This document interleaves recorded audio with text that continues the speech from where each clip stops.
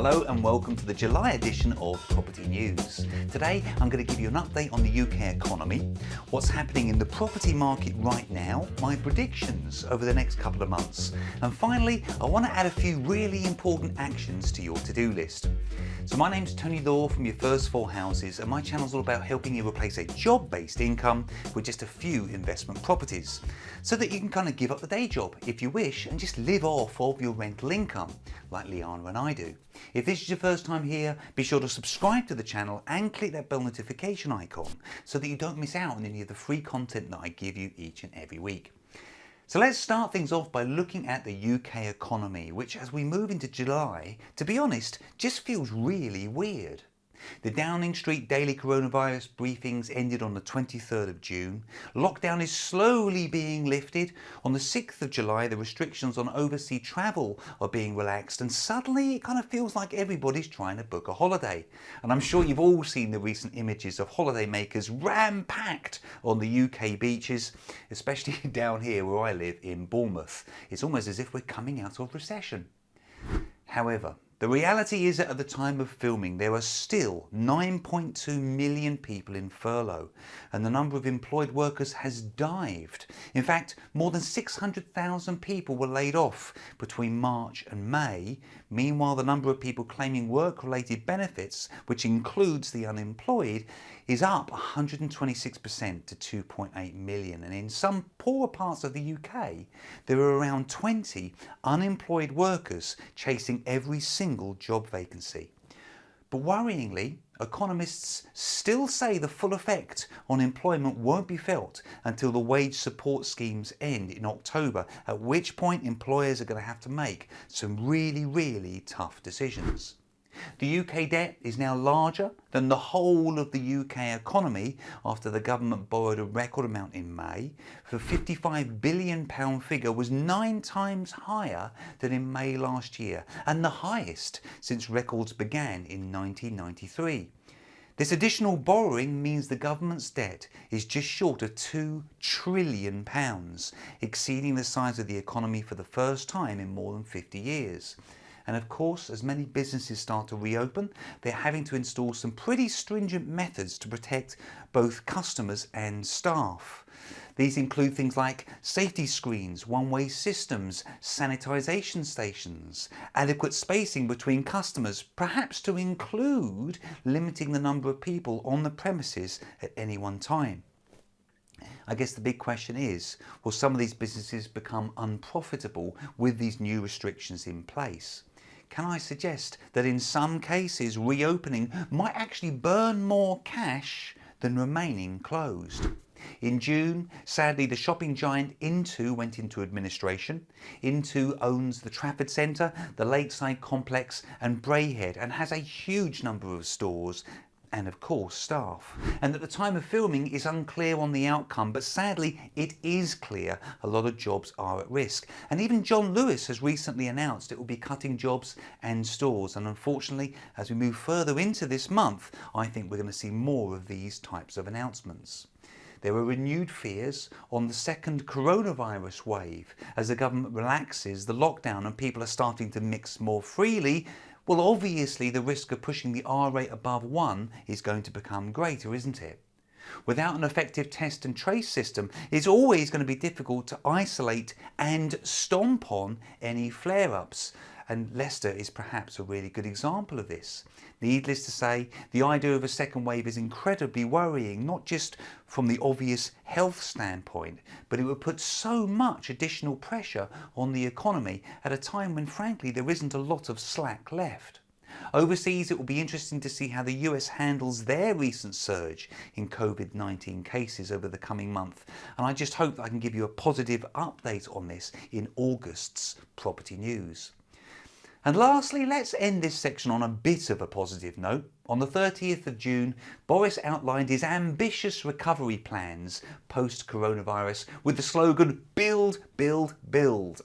Now, at the time of filming, the government is yet to provide any real detail, but what seems clear to me is that despite all of the negative stuff that I've just hit you with, entrepreneurs, business owners and developers, both big and small, will hopefully be getting some additional support, perhaps in terms of legislation, perhaps in terms of finance, or perhaps in terms of both.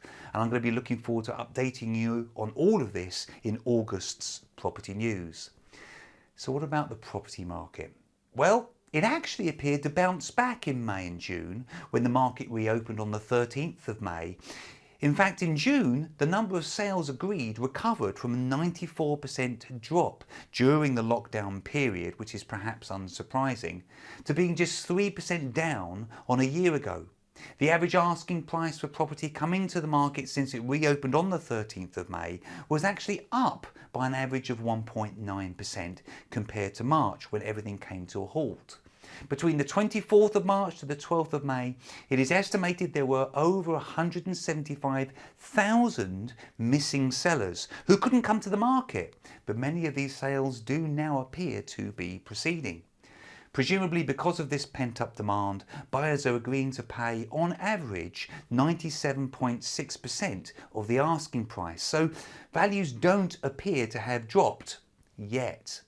And in June, the number of people phoning and emailing estate agents hit a new daily record, 40% above the levels seen in early March. In June, nationwide, the UK's biggest building society tripled the minimum deposit it needs from first-time buyers. It stated that this change was due to what it described as unprecedented times and uncertain mortgage market. So whereas before Nationwide were willing to loan 95% of a property's value, they are now only willing to loan up to 85%. So if a property costs £100,000, a new buyer would now need to put in a £15,000 deposit rather than a £5,000 deposit, leaving an £85,000 mortgage. They've clearly made this move to protect against any potential drop in house prices. With a bigger deposit, they can be more confident homeowners are less likely to go into negative equity. Obviously, first-time buyers are going to be the ones that are significantly affected by this change because they're usually the ones that are putting in the smallest deposit, aren't they? Okay, so what I'd like to do now is to give you just a few predictions.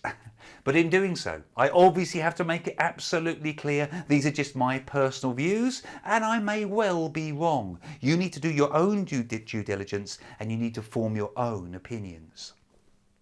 Okay, so my first prediction, the current bounce back is just a bubble fueled by real pent-up demand.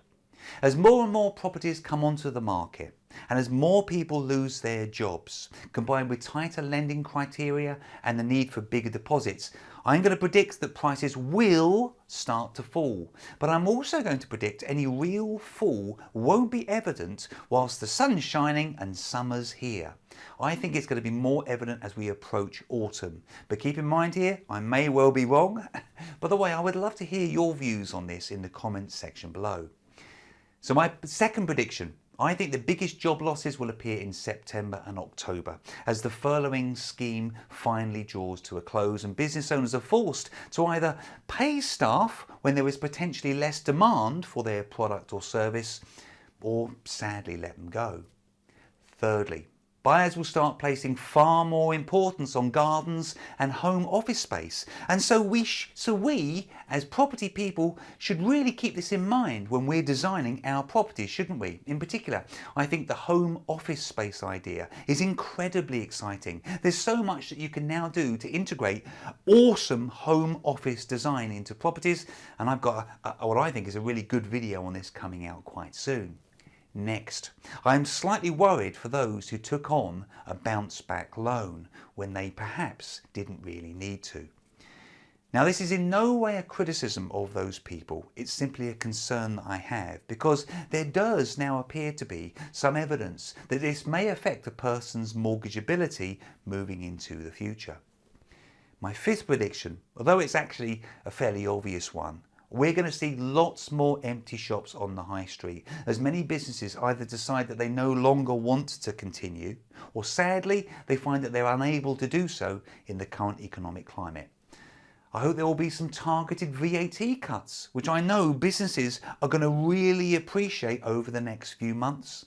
And lastly, as I mentioned earlier, I reckon there will be some additional financial support and or legislation change to help businesses within the construction industry as part of Boris's Build, Build, Build campaign. Needless to say, this can only be a good thing for us as property investors. So really quickly, here's a few actions I would love you to put on your to-do list. First things first, you need to get clear on your strategy. What kind of deals are you looking for? Secondly, get clear on your investment area. Where does your strategy work? And if I can be of any help with either of these first two, by all means go ahead and book yourself a coaching call. The links are below. The next one is get your finances in place. You need to be ready when you find that amazing deal. My fourth one, get clear on how you're going to generate leads. And again, if I can help you here, book a coaching call.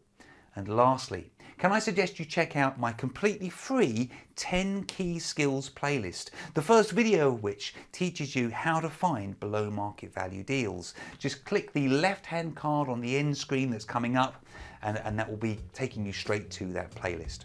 Have an absolutely brilliant month, and I look forward to seeing you in August for your next property news.